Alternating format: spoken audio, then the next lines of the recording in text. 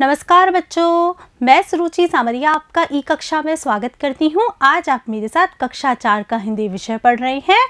बच्चों, आप मेरे साथ हिंदी विषय में पाठ 9 खिचड़ी के भाषा की बात पर आधारित अभ्यास प्रश्नों को हल कर रहे हैं। बच्चों, आप मेरे साथ यह कविता पिछले भाग में पढ़ चुके हैं तथा इस कविता का अर्थ समझ चुके हैं। बच्चों, इस पाठ पर आधारित अभ्यास प्रश्नों को भी आपने पिछले भाग में हल कर लिया है। यहाँ पर हम भाषा की बात यानी कि व्याकरण से संबंधित प्रश्नों को हल करने वाले हैं। तो आइए देखते हैं हमारा पहला प्रश्न क्या है। खेजड़ी के पास हरण कुलाचे भरता है। खेजड़ी और हरण संज्ञा शब्द हैं। पाठ में आए ऐसे ही संज्ञा शब्दों को छांटकर लिखें। बच्चों, यहाँ पर आपको क्या करना है, पाठ दोबारा ध्यानपूर्वक पढ़ना है। पाठ में से आपको उन वाक्यों को छांटकर लिखना है जिनमें कि संज्ञा शब्द का प्रयोग किया गया है। बच्चों, क्या आप जानते हैं संज्ञा किसे कहते हैं? बच्चों, किसी व्यक्ति, वस्तु, स्थान अथवा भाव के नाम को संज्ञा कहते हैं। संज्ञा का अर्थ नाम होता है। बच्चों, संज्ञा शब्द कौन कौन से होंगे? संज्ञा शब्दों में किसी व्यक्ति का नाम आ रहा हो, किसी स्थान का नाम आ रहा हो, किसी भाव का नाम आ रहा हो, किसी वस्तु का नाम आ रहा हो। बच्चों, ये सारे शब्द हमारे संज्ञा शब्दों के अंतर्गत आएंगे। बच्चों, मैंने भी आपके लिए पाठ में से कुछ ऐसे वाक्य छांटे हैं जिनमें कि संज्ञा शब्द का प्रयोग किया गया है। तो आइए देखिए। पहला वाक्य है, मरुस्थल में सब गांव ढाणी मजरे तुम्हारा नमन करते हैं।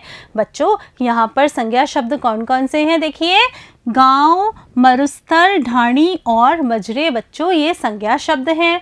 फिर देखिए, मोर, कमेडी और कोयल बोलते हैं, गौड़ावण के जोड़े आते हैं। बच्चों, यहाँ पर संज्ञा शब्द हैं हमारे मोर, कमेडी, कोयल और गौड़ावण। फिर देखिए, कभी डाल पर कोयल बोलती है, कभी कौए काँव काँव करते हैं। यहाँ पर संज्ञा शब्द कौन कौन से हैं? देखिए, एक तो कोयल है और एक कौए है।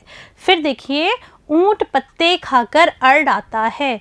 बच्चों, यहाँ पर संज्ञा शब्द कौन कौन से हैं? एक तो संज्ञा शब्द है हमारा ऊंट और एक है पत्ते।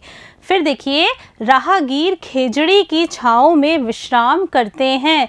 बच्चों, यहाँ पर संज्ञा शब्द है, एक तो राहगीर और एक है खेजड़ी। चलते हैं अगले प्रश्न की तरफ, देखते हैं अगला प्रश्न क्या है। पाठ में अनुस्वार, अनुनासिक एवं ण् वाले शब्द आए हैं। ऐसे शब्दों को छांटकर लिखें। बच्चों, आपने जब पाठ ध्यानपूर्वक पढ़ा तो आपने ध्यान दिया होगा कि इस पाठ में कुछ ऐसे शब्दों का प्रयोग है जो अनुस्वार वाले हैं, अनुनासिक वाले हैं और ण् वर्ण वाले हैं। आपको क्या करना है, इन सारे शब्दों को अलग अलग छांट कर लिखना है। बच्चों, इस तरह से हम तालिका बनाएंगे। तालिका में एक तरफ अनुस्वार यानी कि शिरोरेखा के ऊपर जहाँ बिंदु लगा हुआ होता है उन वाले शब्दों को, अनुनासिक जहाँ शिरोरेखा के ऊपर चंद्र बिंदु लगा हुआ होता है उन शब्दों को, और जहाँ पर शब्द के आखिरी वर्ण ण् हो इन वाले शब्दों को आपको छांटकर अलग करना है। तो बच्चों देखिए, मैंने कुछ शब्द पाठ में से छांटे हैं। देखिए, सबसे पहले हम अनुस्वार वाले शब्दों को देखेंगे। अनुस्वार वाले शब्द हैं हमारे पंथी, किंकर।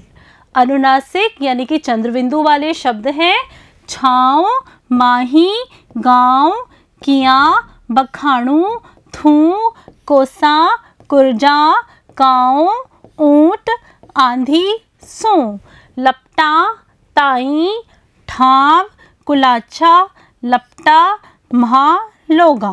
बच्चों, ण् वाले शब्द देखिए, बखान, ढाणी, हिरण, गौड़ावण, बखाणु, ण्, दाझण। बच्चों, यहाँ पर आप देख रहे हैं कि इन शब्दों के अंत में ण् का प्रयोग किया गया है। बच्चों, आज आपने मेरे साथ आपकी पाठ्यपुस्तक आओ सीखे भाग 2 के पाठ खेजड़ी के भाषा की बात पर आधारित अभ्यास प्रश्नों को हल किया। मुझे पूरा विश्वास है कि आपको इन सारे प्रश्नों के उत्तर बहुत ही अच्छे तरीके से समझ में आ गए होंगे। नमस्कार बच्चों।